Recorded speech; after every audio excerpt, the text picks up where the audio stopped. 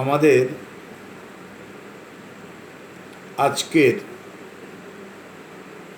দ্বিতীয় আলোচ্য বিষয়বস্তু হল উদ্ভিজ্জ পুষ্টি এবং তার শ্রেণীবিভাগ। এখন উদ্ভিজ্জ পুষ্টি পড়ার আগে আমাদের জানতে হবে পুষ্টি কাকে বলবে। যে প্রক্রিয়ায় জীব খাদ্য উপাদান সংগ্রহ করে প্রাণীদের ক্ষেত্রে খাদ্যবস্তুর পরিপাক, শোষণ, আত্তীকরণ ও অপাচ্য অংশের বহিষ্করণের মাধ্যমে এবং উদ্ভিদদের ক্ষেত্রে সংশ্লেষ ও আত্তীকরণের মাধ্যমে দেহের বৃদ্ধি ও ক্ষয়পূরণ ঘটায় এবং খাদ্য মধ্যস্থ স্থৈতিক শক্তিকে ব্যবহারযোগ্য শক্তিতে রূপান্তরিত করে জীবনের মৌলিক ধর্মগুলি পালন করতে সহায়তা করে থাকে, তাকে বলা হয় পুষ্টি। উদ্ভিজ্জ পুষ্টিকে আমরা দুটো ভাগে ভাগ করতে পারি। একটা স্বভোজী পুষ্টি বা স্বভোজী উদ্ভিদ, আর একটা পরভোজী উদ্ভিদ বা পরভোজীয় পুষ্টি। স্বভোজী উদ্ভিদকে বলা অটোট্রপস, পরভোজী উদ্ভিদকে বলা হয় হেটারোট্রপস। স্বভোজী উদ্ভিদ কাকে বলবো? যে পদ্ধতিতে সবুজ উদ্ভিদ অর্থাৎ ক্লোরোফিল যুক্ত উদ্ভিদরা সালোক সংশ্লেষ প্রক্রিয়ায় নিজ দেহে খাদ্য সংশ্লেষ করতে সক্ষম হয়, সেই ধরনের উদ্ভিদকে বলা স্বভোজী উদ্ভিদ। উদাহরণ ক্লোরোফিল যুক্ত সমস্ত উদ্ভিদ। স্বভোজীয় পুষ্টি কাকে বলবো?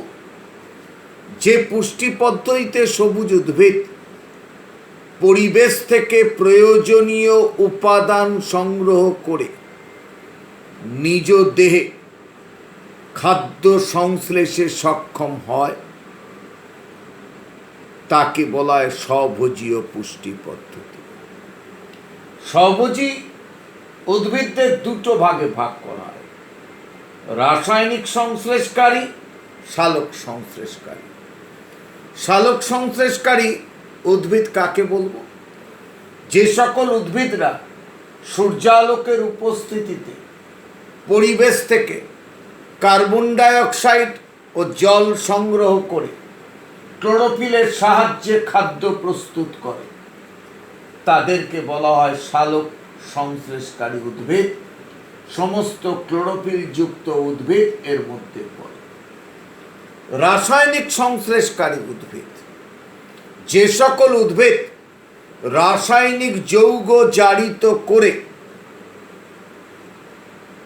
রাসায়নিক যৌগ জারিত করা শক্তি দিয়ে কার্বন ডাইঅক্সাইডের সাহায্যে গ্লুকোজ সংশ্লেষ করে, তাদেরকে বলা হয় রাসায়নিক সংশ্লেষকারী উদ্ভিদ। যেমন নাইট্রোব্যাক্টর, নাইট্রোসোমোনাস ইত্যাদি।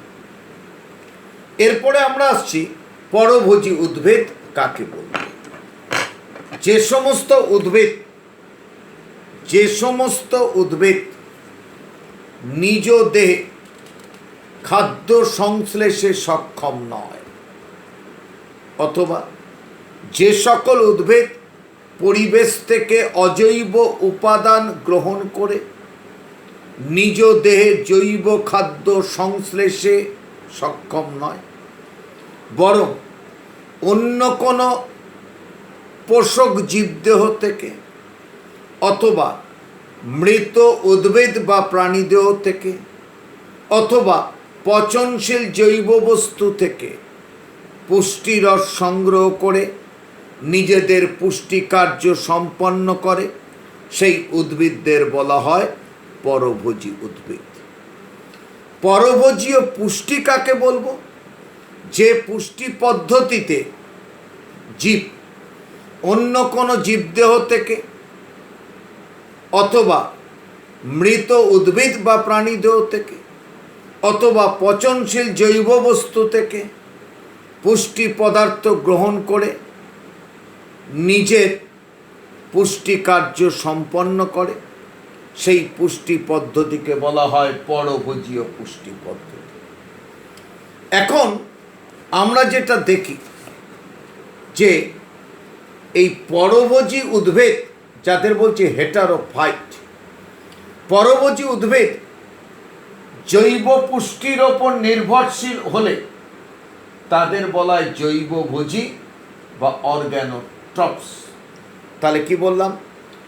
যে পরভোজী উদ্ভিদ জৈব পুষ্টির ওপর নির্ভরশীল হলে তাদের বলা হয় জৈবভোজী বা অর্গানোট্রপস। এখন এই জৈবভোজীরা পুষ্টি সংগ্রহের ভিন্নতা অনুসারে দুই রকমের হয়: আলোক জৈবভোজী, ফটো অর্গানোট্রপস, রসায়ন জৈবভোজী, কেমো অর্গানোট্রপস। এখন আলোক জৈবভোজী কাকে বলবো? যেসব জীবের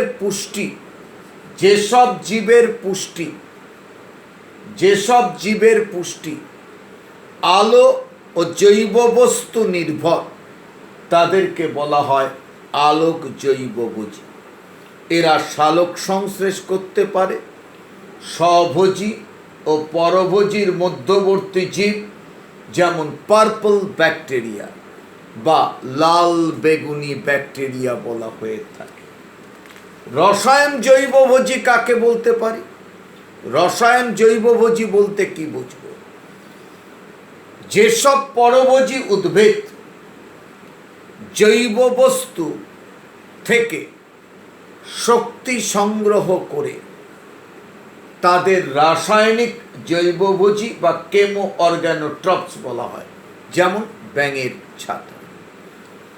এখন পরভোজী উদ্ভিদ চার রকমের: পরজীবী উদ্ভিদ, মৃতজীবী উদ্ভিদ, মিথজীবী উদ্ভিদ, পতঙ্গভোগ উদ্ভিদ বলা হয়ে থাকে। এখন আমরা কি বললাম না, পরজীবী উদ্ভিদ কাকে বলতে পারি? যে সকল পরভোজী উদ্ভিদ নিজ দেহে খাদ্য সংশ্লেষে সক্ষম নয়, বরং অন্য কোনো সজীব জীবদের বাইরে বা অভ্যন্তরে বাস করে এবং ওই আশ্রয়দাতা জীব থেকে পুষ্টিদ্রব্য শোষণ করে পুষ্টি কার্য সম্পন্ন করে, সেই উদ্ভিদদের বলা হয় পরজীবী উদ্ভিদ। পরজীবীয় পুষ্টি কাকে বলতে পারি? পরজীবীয় পুষ্টি কাকে বলব?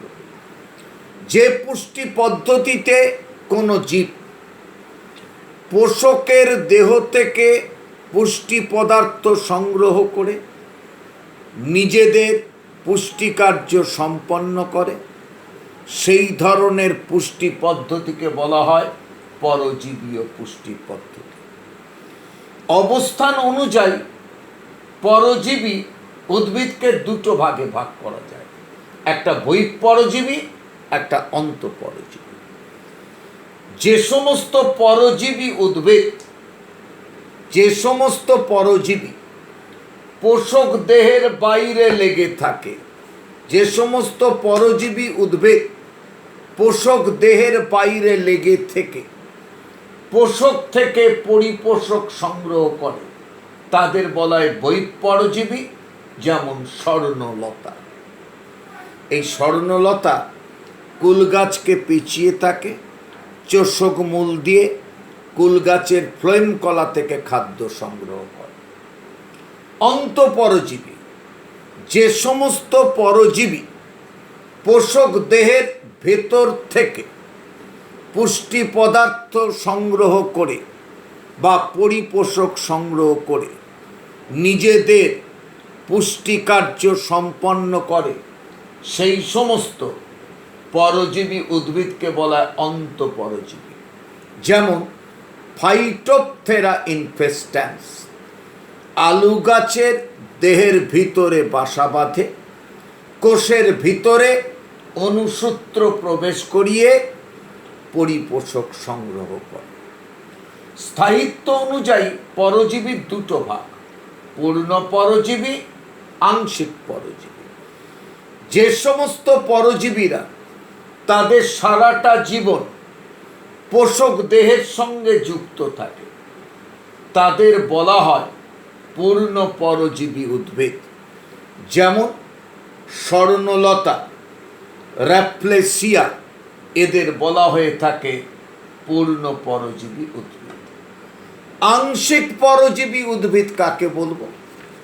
আংশিক পরজীবী উদ্ভিদ হচ্ছে কি, যেসব পরজীবী তাদের জীবনের কিছুটা সময় পোষক জীবের সঙ্গে লেগে থাকে এবং পরিপোষক সংগ্রহ করে, তাদের বলা হয়ে থাকে আংশিক পরজীবী বলা হয়। এখন আমরা দেখি আংশিক পরজীবী উদ্ভিদের উদাহরণ কি হবে। এখন আংশিক পরজীবী হচ্ছে ভিসকাম, লোরেন্থাস, ক্যাসিথা। প্রশ্ন দেয়, পূর্ণ পরজীবী সপুষ্পক উদ্ভিদের নাম কি? না, তোমার র্যাপ্লেসিয়া। আবার আমরা কি দেখি যে পূর্ণ পরজীবী তোমার পূর্ণ পরজীবী সপুষ্পক উদ্ভিদ, যেমন র্যাপ্লেসিয়া বলা হয়ে থাকে। আংশিক পরজীবী উদ্ভিদের উদাহরণ কি হবে? ভিসকাম, লোরেন্থাস, ক্যাসিথা বলা হয়ে থাকে। আবার পূর্ণ পরজীবী অপুষ্পক উদ্ভিদের নাম কি? ফাইটোপথেরা ইনফেস্ট্যান্স। নেক্সট আমরা পরেরটায় আসব, মৃতজীবী উদ্ভিদ কাকে বলতে পারি। যে সমস্ত পরভোজী উদ্ভিদ মৃত, গলিত, পচিত উদ্ভিদ বা প্রাণীদেহ থেকে অথবা পচনশীল জৈব বস্তু থেকে পুষ্টিরস সংগ্রহ করে নিজেদের পুষ্টি কার্য সম্পন্ন করে তাদের বলা হয়ে থাকে তোমার মৃতজীবী উদ্ভিদ। তাহলে যে সমস্ত পরভোজী উদ্ভিদ মৃত, গলিত, পচিত উদ্ভিদ বা প্রাণীদেহ থেকে অথবা পচনশীল জৈব বস্তু থেকে পুষ্টিরস সংগ্রহ করে নিজেদের পুষ্টি কার্য সম্পন্ন করে সেই সমস্ত উদ্ভিদদের বলা হয় মৃতজীবী উদ্ভিদ। মৃতজীবীয় পুষ্টি কাকে বলবো? যে পুষ্টি পদ্ধতিতে উদ্ভিদ মৃত, গলিত উদ্ভিদ বা প্রাণী দেহে বা অন্য কোনো জৈব বস্তু থেকে পুষ্টিদ্রব্য শোষণ করে নিজেদের পুষ্টি কার্য সম্পন্ন করে তাকে বলা হয়ে থাকে মৃতজীবীয় পুষ্টি। মৃতজীবী উদ্ভিদের দুটো ভাগ, পূর্ণ মৃতজীবী, আংশিক মৃতজীবী। পূর্ণ মৃতজীবী কাকে বলবো? আংশিক মৃতজীবী কাকে বলবো? এখন পূর্ণ মৃতজীবী আমরা বলতে কি বুঝবো? না, পূর্ণ মৃতজীবী মানে যে সমস্ত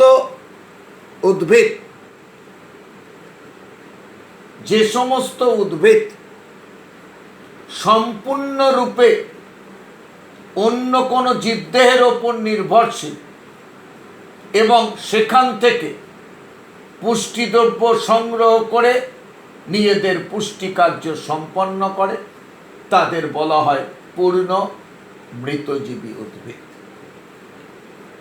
যেমন উদাহরণ মনোট্রপা, সার্কোস। আংশিক মৃতজীবী উদ্ভিদ কাকে বলবো? যে সমস্ত মৃতজীবী উদ্ভিদ অন্য কোনো মৃত উদ্ভিদ বা প্রাণীদের অথবা পচনশীল জৈব বস্তু থেকে জৈব বস্তুর ওপর আংশিকভাবে নির্ভরশীল তাদের বলা হয়ে থাকে আংশিক মৃতজীবী উদ্ভিদ। পাইন গাছের মূলে অবস্থিত মাইকোরাইজা ছত্রাক। প্রশ্ন দেয়, পূর্ণ মৃতজীবী সপুষ্পক উদ্ভিদের নাম কি? মনোট্রপা সার্কোস। পূর্ণ মৃতজীবী অপুষ্পক উদ্ভিদের নাম কি? পেনিসিলিয়াম নোটেটাম। আংশিক মৃতজীবী উদ্ভিদের নাম কি? পাইন গাছের মূলে অবস্থিত মাইকোরাইজা ছত্রাক। নেক্সট, আমরা মিথজীবী উদ্ভিদ কাকে বলবো? এই মিথজীবী উদ্ভিদকে বলা হয় সিম্বায়োস। যখন দুটো জীব একসঙ্গে সহাবস্থান করে, পুষ্টির ব্যাপারে পরস্পরের ওপর নির্ভরশীল হয়, এই পুষ্টি পদ্ধতিকে বলা হয় মিথজীবীয় পুষ্টি। আর জীব দুটোকে বলা হয় মিথজীবী উদ্ভিদ বা মিথজীবী জীব বলা হয়ে থাকে।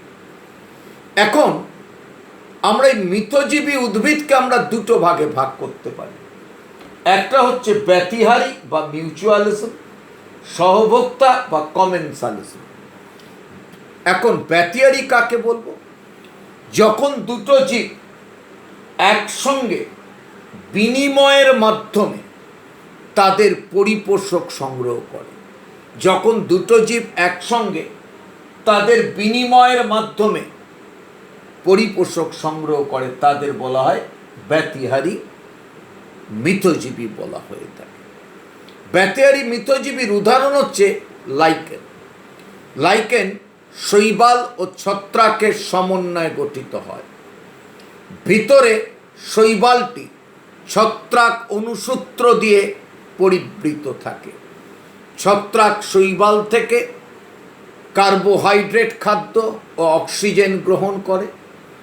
শৈবাল পরিবর্তে ছত্রাক থেকে জল, কার্বন ডাইঅক্সাইড, খনিজ লবণ সংগ্রহ করতে সক্ষম হয়।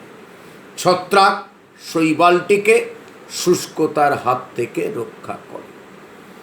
আরেকটা উদাহরণ, নাইট্রোজেন স্থিতিকারী রাইজোবিয়াম শ্রেণীর ব্যাকটেরিয়া। এই নাইট্রোজেন স্থিতিকারী রাইজোবিয়াম শ্রেণীর ব্যাকটেরিয়া সিম্বিগোত্রীয় উদ্ভিদের মূলে অর্বুদ আকারে বসবাস করে ব্যতিহারী রূপে। এই রাইজোবিয়াম ব্যাকটেরিয়া কি করে? বায়ুর মৌলিক নাইট্রোজেনকে নাইট্রোজেন যৌগ রূপে নিজ দেহে আবদ্ধ করে। এবং আবদ্ধ করে কি করে? এই অর্বুদের ভেতরে লেগ হিমোগ্লোবিন বর্তমান, এবং লেগ হিমোগ্লোবিন ও নাইট্রোজিনেজ উৎসেচকের সাহায্যে বায়ুর মৌলিক নাইট্রোজেনকে আবদ্ধ করে। এর কিছুটা অংশ নিজেদের কার্যে ব্যবহার করে এবং বাদবাকি এবং কিছুটা উদ্ভিদকে সরবরাহ করে। এই ব্যাকটেরিয়াগুলির মৃত্যুর পর এই মৃত্তিকায় নাইট্রোজেনের পরিমাণ বৃদ্ধি পায়, এবং তার পরিবর্তে এরা কি করে না, তার পরিবর্তে উদ্ভিদকে স্থিতিকৃত নাইট্রোজেন সরবরাহ করে এবং সিম্বগোত্রীয় উদ্ভিদ থেকে পুষ্টি সংগ্রহ করে। সহভোক্তা কাকে বলব? যখন দুটো জীব পরস্পর সহাবস্থান থেকেও নিজের পুষ্টি পৃথকভাবে সংগ্রহ করে, তাদেরকে বলা হয়ে থাকে সহভোক্তা। যেমন রাসনা প্রভৃতি অর্কিড জাতীয় উদ্ভিদ, গজ পিপল ইত্যাদি। রাসনা বা অর্কিড আম গাছের ডালে পরাশ্রয়ী রূপে বাস করে।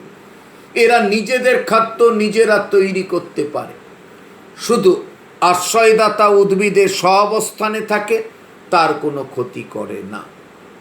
পতঙ্গভোগ উদ্ভিদ, তার মানে ইনসেক্টিভোরাস প্ল্যান্ট, যে সমস্ত উদ্ভিদ মৃত্তিকা থেকে নাইট্রোজেন সংগ্রহ করতে পারে না, বরং দেহ অঙ্গের পরিবর্তন ঘটিয়ে পত্রফাত সৃষ্টির মাধ্যমে পতঙ্গকে আকৃষ্ট করে পতঙ্গের দেহ থেকে নাইট্রোজেন সংগ্রহ করে নিজেদের পুষ্টি সাধন করে, সেই ধরনের উদ্ভিদকে বলা হয় পতঙ্গভোগ উদ্ভিদ তাদের পুষ্টি পদ্ধতিকে বলা হয় পতঙ্গভোগ পুষ্টি পদ্ধতি। কলসপত্রী, সূর্য শিশির, ড্রসেরা প্রভৃতি উদ্ভিদ দেহে এটি দেখতে পাওয়া যায়। এখন কলসপত্রী উদ্ভিদের ক্ষেত্রে আমরা কি দেখি? কলসপত্রী উদ্ভিদের ক্ষেত্রে দেখা যায় যে এদের তোমার পত্র ফলকটা কলসির আকার ধারণ করে, পত্রাগ্র ফাঁদি দুয়ার রূপে কাজ করে। এবং আমরা কি দেখি, এই তোমার এই যে ঢাকনার উপরে সকালবেলায় সূর্য শিশির যখন পড়ে, সকালবেলায় যখন শিশির পড়ে, সূর্যালোকের প্রভাবে এটি চকচক করে, সঙ্গে সঙ্গে পতঙ্গ আকৃষ্ট হয়। পতঙ্গ এখানে প্রবেশ করা মাত্রই এই ফাঁদি দুয়ারটা ভেতরের দিকে খুলে যায়, সঙ্গে সঙ্গে পতঙ্গ ভেতরে পড়ে যায়। এবং এখানে দু ধরনের কোষ থাকে, একটা জারক কোষ, একটা শোষক কোষ। জারক কোষ থেকে জারক রস স্খলিত হয়, পতঙ্গের দেহকে পাচিত করে, এবং শোষক কোষ কি করে, খুব দ্রুত এটাকে শোষণ করে নেবার ক্ষমতা রাখে। অর্থাৎ কলসপত্রী, সূর্য শিশির, ড্রসেরা এরা পতঙ্গদের আকৃষ্ট করে পতঙ্গের দেহ থেকে নাইট্রোজেনের চাহিদা পূরণ করতে সক্ষম হয়। তাহলে আমাদের আজকের যে উদ্ভিদ পুষ্টির ক্ষেত্রে আমরা পড়লাম স্বভোজীয় পুষ্টি পদ্ধতি, পরভোজীয় পুষ্টি পদ্ধতি, এবং স্বভোজী উদ্ভিদ, পরভোজী উদ্ভিদ। এবং পরভোজী উদ্ভিদের মধ্যে একটা হচ্ছে জৈবভোজী, আলোক জৈবভোজী, রসায়ন জৈবভোজী। পড়লাম পরজীবী উদ্ভিদ, পরজীবীয় পুষ্টি, বহিঃপরজীবী, অন্তঃপরজীবী, পূর্ণ পরজীবী, আংশিক পরজীবী। মৃতজীবী থেকে পড়লাম পূর্ণ মৃতজীবী, আংশিক মৃতজীবী ও তার উদাহরণ। মৃতজীবী থেকে পড়লাম ব্যতিহারী ও সহভোক্তা এবং তার উদাহরণ, শেষে পতঙ্গভোগ। আমাদের পরবর্তী আলোচনায় থাকবে প্রাণীজ পুষ্টি পদ্ধতি, প্রাণীজ পুষ্টির শ্রেণীবিভাগ। আজ এই পর্যন্ত।